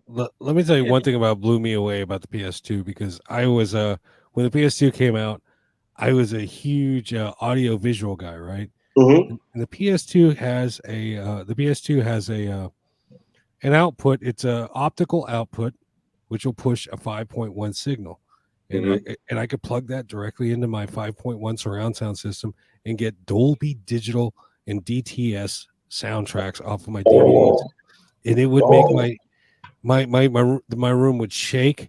My balls would go up a little bit inside my body, and then fucking, oh my god! If you have not, and it's just the digital sound quality.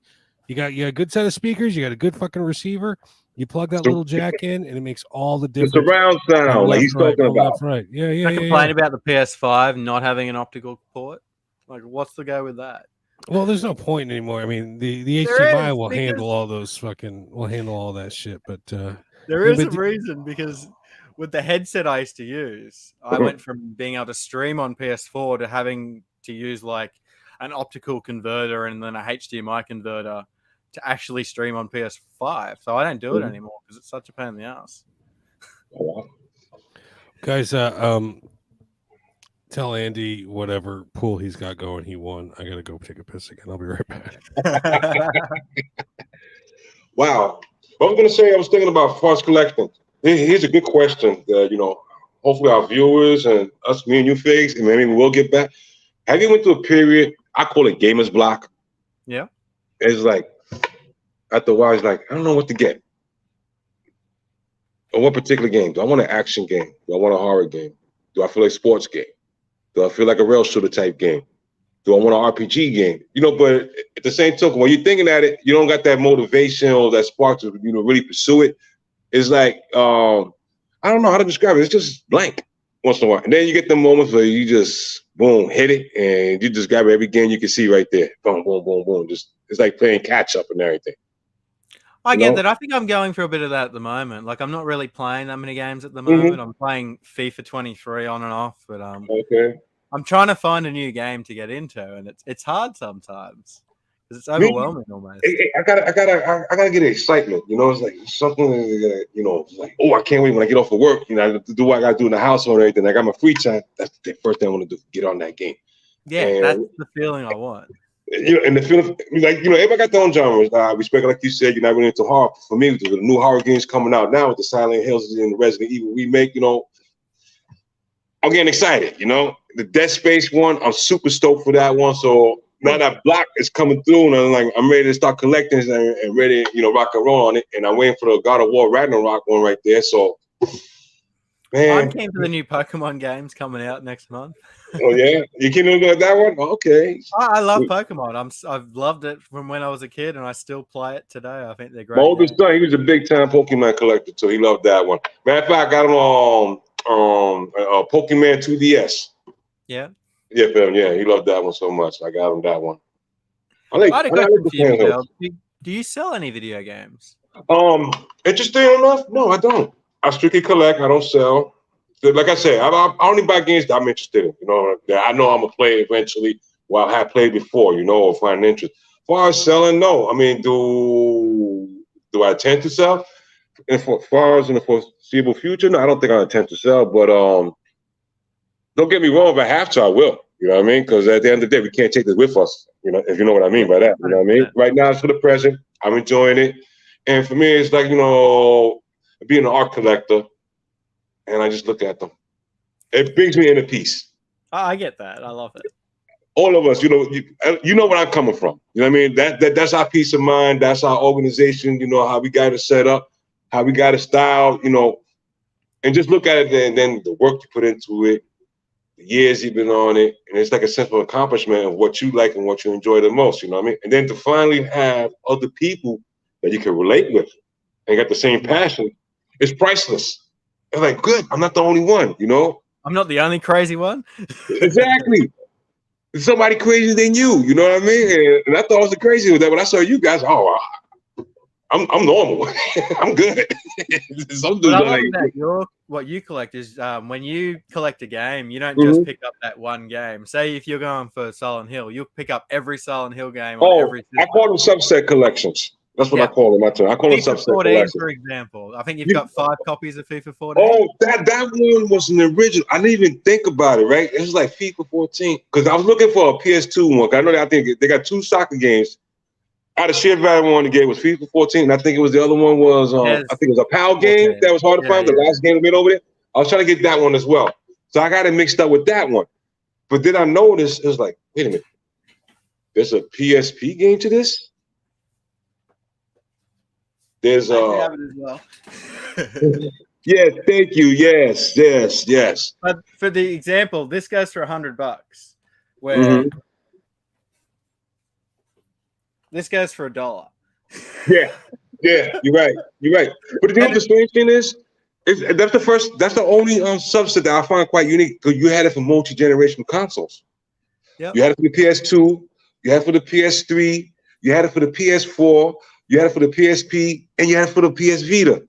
How crazy. But you're right, from 2 to 4, PS2 to 4, you get the idea? It's like a whole generation, one game. Name a video game system company that got a game like that. If you really want to get into it, you could pick up a couple of Xbox versions as well. What game are we talking about? FIFA 14. Oh, FIFA 14. Remember I posted that one time, Will? That was cross-generational. It was the handheld PSP, the Vita PSP. We had the PS2 version, the PS3 version, the PS4 version of that one game. And like, name me on the system that got a game like that. And that was a soccer game of all games, you know? That was crazy too. But I can think of games that have been released over time, but that was released all at once. Simultaneously. That was the crazy part. That means that the PS2 was still going while the PS4 came out. Yeah. Because there were places like Brazil where the PS2 didn't get released until 2010. Let me tell you something else. No. Final Fantasy 11, if I remember correctly, with the 40 gigabyte hard drive, right? Yep. I played it before it went down. That was in 2015, mind you, what I just said. 2015, it was still downloading updates. PS2. So that should show you the running power of the PS2 to 2015, my friend. You know what I mean? I think Fantasy Star was running till like 2017 or 18 or something. Until the second one came out. Like the online community was still playing Fantasy Star online. It was insane. Wow. To 2017. The PS2's legacy will not ever be topped. I don't think. I don't think the PS4 is far behind it. The PS4 is actually catching up to the PS2 in sales. I don't know if it will pass it now that the PS5 is out, but PS4 is a pretty amazing system. Take him to Miguel. Don't die on us, Miguel. Is it legal in your state now? Yes. Yes. Congratulations. Welcome to the club. I'm jealous. I'm sorry, guys. No, That's the wrong fight. Oh man, no, but it's good. It's good. This girl was saying the US has so many cool additions for games we didn't get over PAL, like the PS4 NASCAR Heat free collector's edition with the little car in it. Yeah, but it's like that with everywhere. Like I know Spain got so many releases that nowhere else in the world got. Australia got heaps of releases nowhere in the world got. Of course, America gets heaps of things. So it's sort of if you're into one thing and it gets released in all different regions, you'll definitely notice that. Oh, mine would be 7 Sins for the Power regions that were never released in the United States. That one's like the X-rated version of The Sims, except shagging style. Did they remove the blur? What happened? I've never. Hang on, I don't want for you. Let me see. He got it. You know, that's gonna. I'm gonna have to assign that homework for a future guest. The fucking. What's your favorite dirty game for the PlayStation system? This one? No. Not that one. Not Playboy. Give me a second, guys. Give me 1 second. I think I got it over here. I think I got it. Give me a moment. Seven Sins. It's I just know the cover. I could tell you the cover if I saw it, but no, it's a PS2 game. I haven't got it. No, I've got 7 Blades, 7 Wonders of the Ancient World, but no 7 Sins. Oh my god, that game was a turd.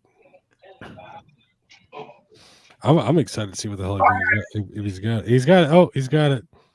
Guys all the way across the room. But no, yeah, best video game with boobies in it. That's going to be homework for whoever's next. I've already got my game picked out. I thought about this.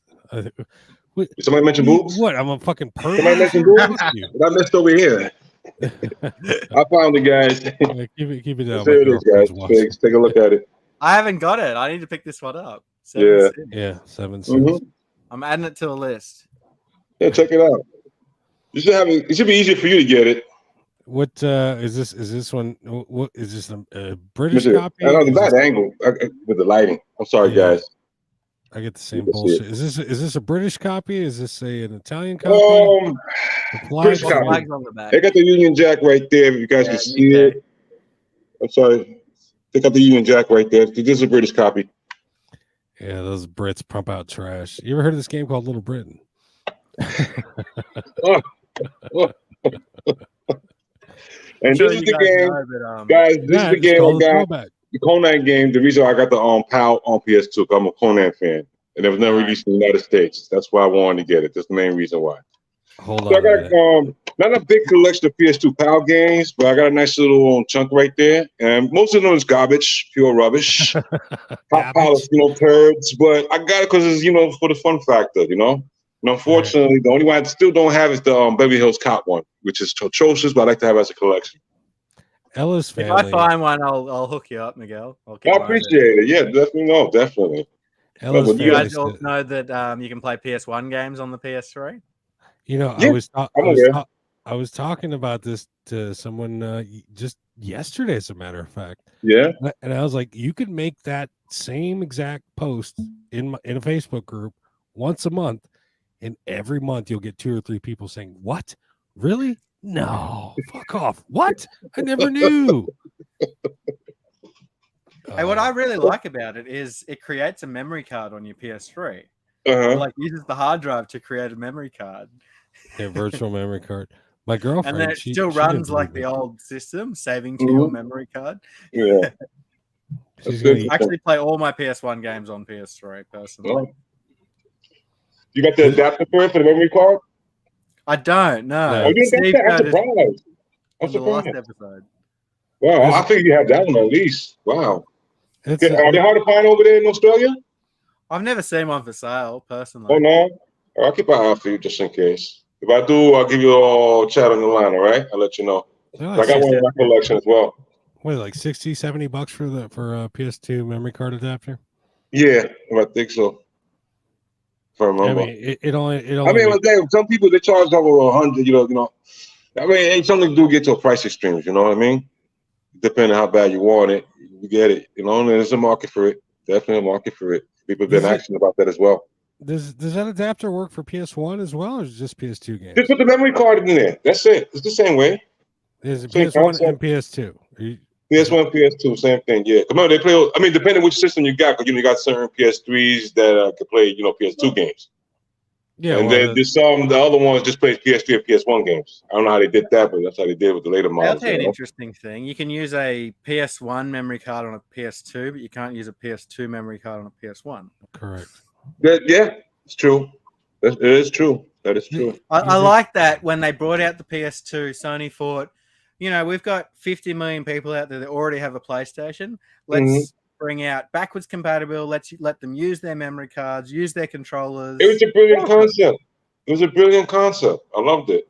That's a great marketing right there. That's why it was able to sell 155 million.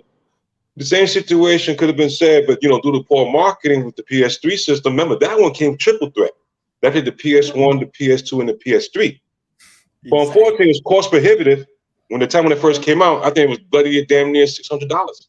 Yeah, and I think they still lost money selling them at that price. Yeah, of course they lost money, but a lot of these companies operate losing first, and they make up the money later. They recoup it. You know what I mean? Especially when they got the 40 investments, they got reports and everything. They're gonna let the investor know, look, we're gonna take a loss the first couple of years, but we're gonna see the financial return through the games and everything, updates we're gonna do, and you're gonna get your profit at the end of things. So they already got the pre-plan. Same situation with the PS5, with the shortage, which is I find it to be fundamentally ridiculous after 2 freaking years. 2 freaking years is ridiculous. But outside of that, from this report, from my understanding, it sold approximately 23 million units worldwide. Which is a lot of systems. That's crazy. It's a lot. Considering the shortage and everything, that's a lot. So you can imagine it wasn't a supply chain issue, and we had to worry about bots, with these scalpers and everything.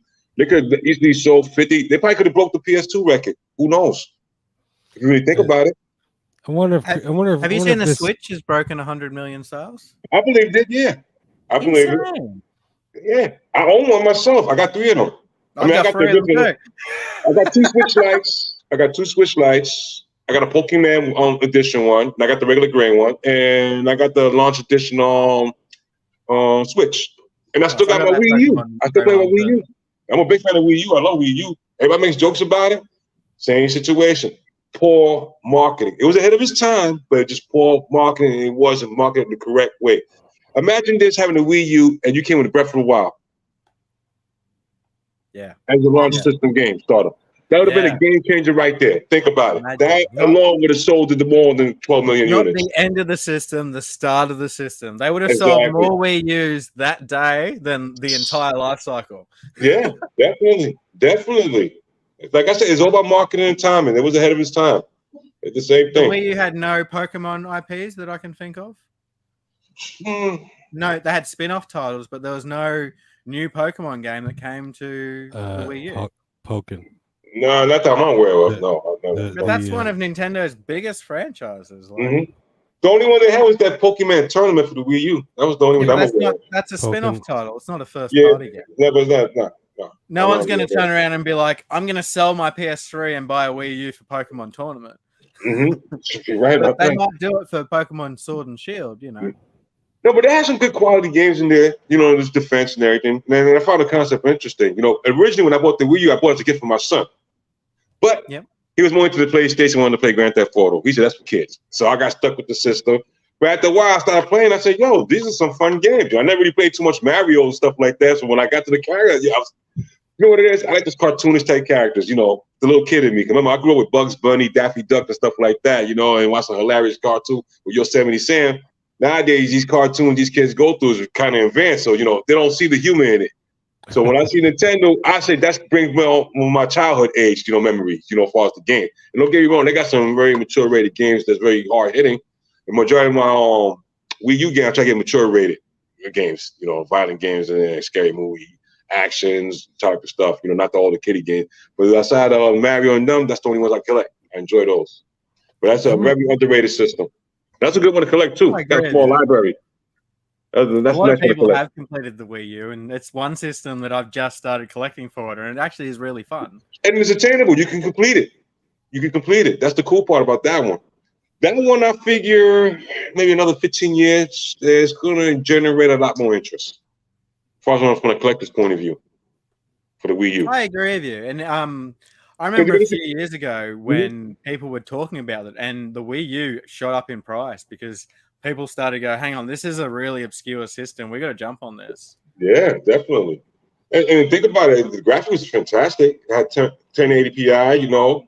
The storage space was lacking. With all the Wii games? Exactly. Absolutely. That was the beautiful thing, too. On backwards compatibility, the GameCube was backwards. The first Wii was backwards compatibility with the GameCube, too. Absolutely. Had the slots with the memory cards. Remember? When you open the top, they had 4 ports right there. That's how I got the GameCube controller, just for that factor to put it inside. When I saw it, oh wow, better than the Wii controller. I think that was the first generation of the Wii units that they made with that. And I think they made later revisions without it. I'm not so sure. the revisions didn't have it. So the first Wii is actually the best one. So those would be the most sought after one outside. If you can't get a GameCube, you can actually play alternatively on the Wii system. That was a good alternative. Super common. Yeah, that's cool to do. How about you, Will? Any system you collect outside that you hold near and dear to your heart? No, it's all PlayStation. I can dig it. There's no wrong with that. That's my sister too, first and foremost. I got the Wii, not the Wii U, but I got the Wii, and it's modded, and it's got the flap, and it's got the 4 controller ports, and the for the GameCube. But no, I don't. I'm sorry. I'm over here just fucking seething in anger at all. Wow, what's the matter? At all this goddamn Nintendo talk. PlayStation podcast. You can say, just shut the fuck up. This is a PlayStation podcast, man. We getting out of the subject over here. I'm about to break it. All right. I apologize to the rest. Okay, here's a good question, guys. I'm just being a dickhead. I got a good question. No, I got a good question. Show me the most expensive game you ever paid for. Ever paid for? Yeah, the most expensive. Let's be honest. I'll begin first. I'm not gonna lie to you. And this one is truly for a collector's point of view for myself and everything. And I really wanted this game. And I think the most I ever spent was $600 for the Q-On game. Okay. I spent $600. That was the most expensive I ever paid a game. Considering I'm a cheap bastard, you know what I mean? But that's the most expensive I've spent. So I'll give you 2, and you can show me which one you want to pick. So I've got a collector's edition I spent $450 on, or a single game I spent $440 on. Which one do you want to see? Let me see the 450 one. I'm curious about that one. All right. When he's doing that, let me see. I think I got it. Oh, yeah. I'm looking for mine. I'm guilty. Here it is. I actually can't pull it out of the shelf because of where I'll just show it.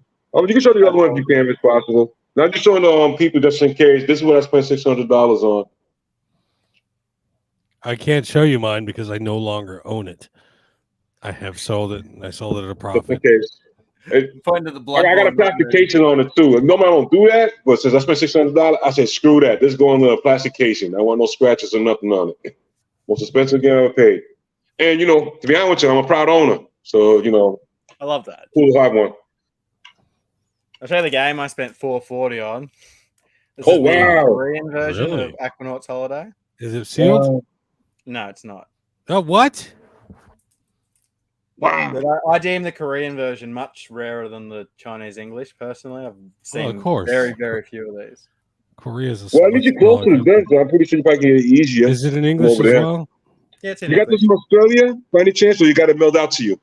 That came from my buddy Sean over in Australia. Okay. I was hassling him for a few years to sell it to me, and eventually he did. Okay, that's cool. That's cool. How about you, Will? Well, what's your shame? That's my shame right there. I'm gonna go downstairs and grab the current one that I actually own. This my girlfriend bought it for me for what the hell is? Oh wait, you almost saw my dick pics. Shit. No, I want to see no dingus. Is it Haunting Ground? Yes, it is Haunting Ground. I can't get it in, but yes. Oh wow. Okay. No, God damn it! You can't even see it. But anyway, and yes, Miguel, people do want to see my dingus. But Just in case anybody else get a. There it is. This is what Will got. His girlfriend got for him. Is Hunting Ground. Another excellent game to have.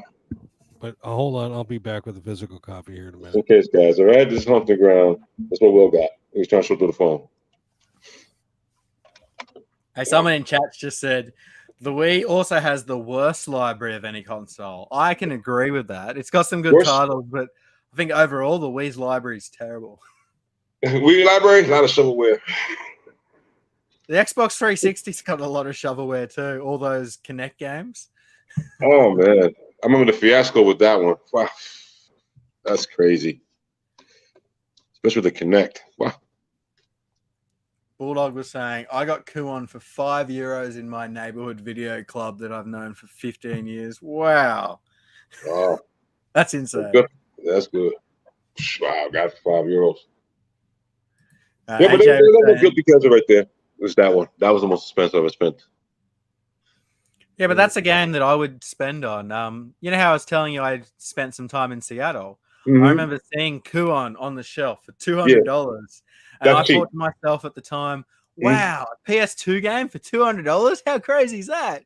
Dude, I was the same way too, honestly. Like I said, before this pandemic, everything was normal. I think at the time when I saw it, it was going for $186. Yep. I should have bought it that time. And I thought that price was outrageous. So look at what I'm paying right now. You know what I mean?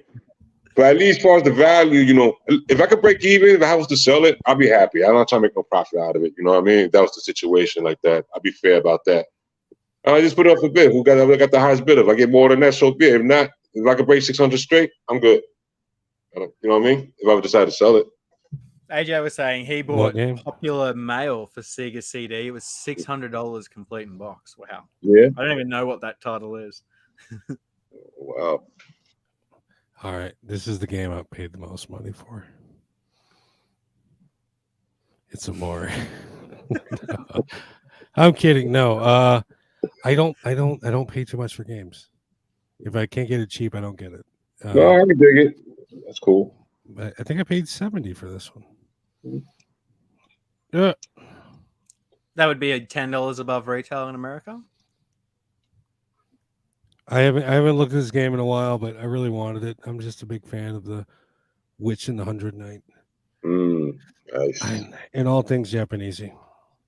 Oh, you like the Japanese anime style, huh? Oh, and the stories. I like it all. I cut my teeth on anime when I was playing the 2600.